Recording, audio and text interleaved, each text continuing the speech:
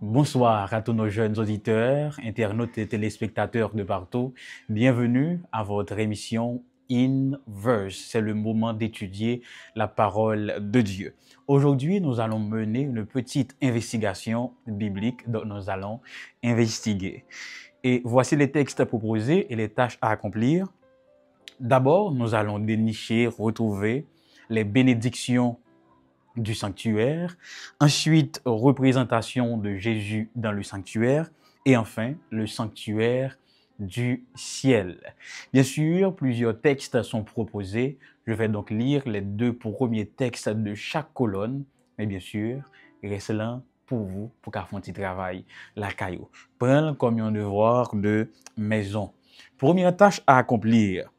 Bénédiction du sanctuaire. Nous allons lire Exode chapitre 15, le verset 17. Ensuite, Exode 25, le verset 22.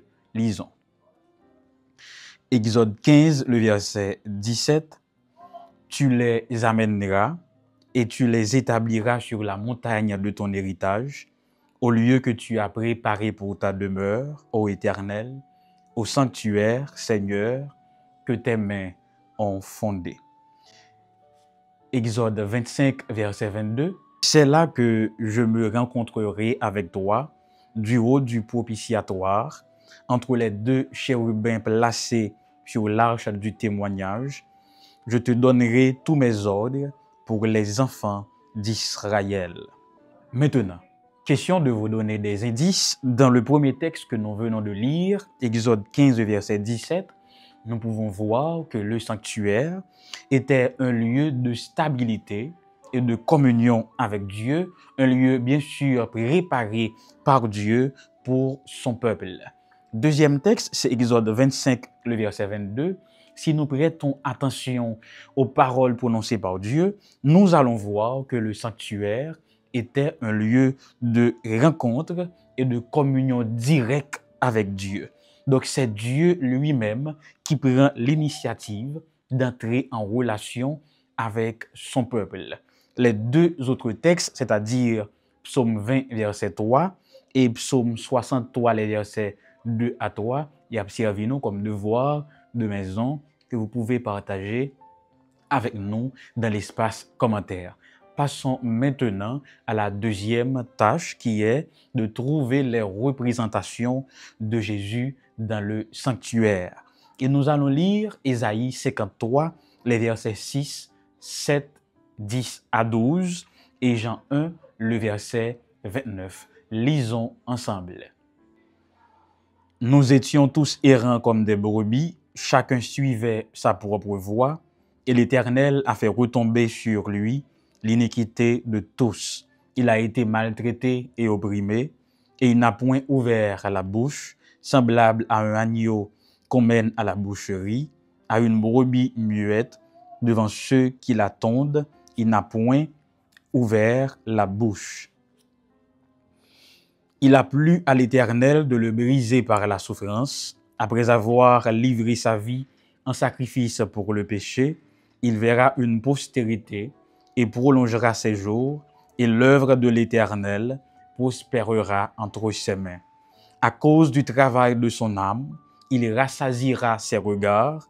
Par sa connaissance, mon serviteur juste justifiera beaucoup d'hommes, et il se chargera de leurs iniquités.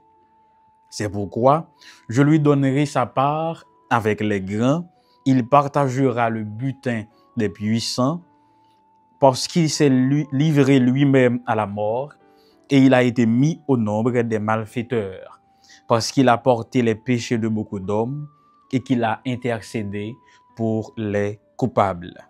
Chers jeunes, dans le texte que nous venons de lire, précisément Ésaïe 53, nous venons de voir Jésus qui est présenté comme l'agneau sacrifié, le sacrificateur et l'intercesseur.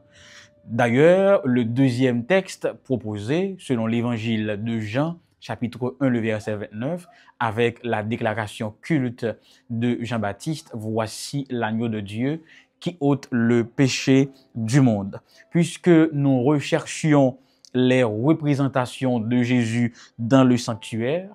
Rappelez-vous que dans l'une des parties, quand on interprétait la leçon de cette semaine, nous avions vu qu'il y avait plusieurs objets précieux dans le sanctuaire. Je me rappelle avoir partagé avec vous qu'il y avait dans le parvis du sanctuaire l'autel des holocaustes qui était fait en bois et en airain.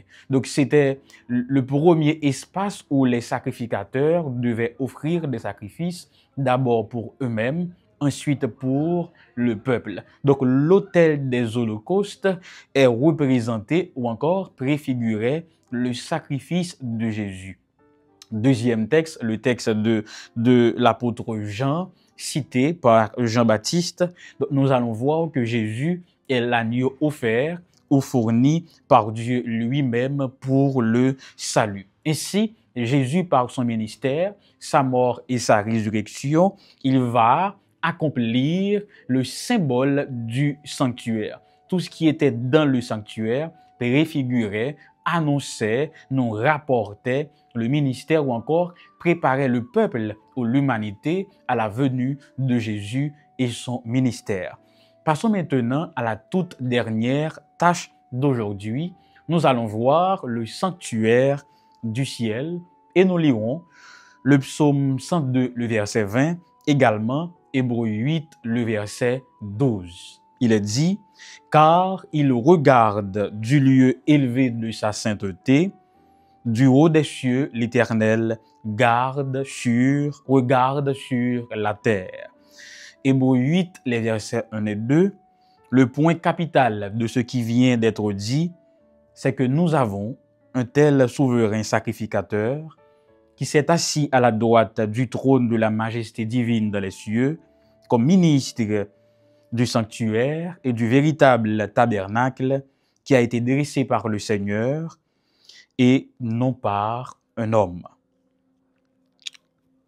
Les deux derniers textes que nous venons de lire, de parcourir, tandis que nous recherchions le sanctuaire du ciel, le psaume 102, le verset 20, nous apprend que contrairement à ce que pensent beaucoup d'hommes, beaucoup de jeunes, Dieu n'est pas distant, bien au contraire, Dieu observe, il écoute et intercède du ciel, du sanctuaire céleste. Depuis son sanctuaire céleste, Dieu protège ses enfants, il nous observe, il écoute nos prières et Jésus intercède en notre faveur. Le dernier texte, c'est Hébreux 8, les versets 1 et 2, sous la plume paulinienne. Nous venons de voir comment Jésus exerce son ministère dans le vrai sanctuaire, dans le sanctuaire original, donc le sanctuaire céleste, de là du modèle parfait.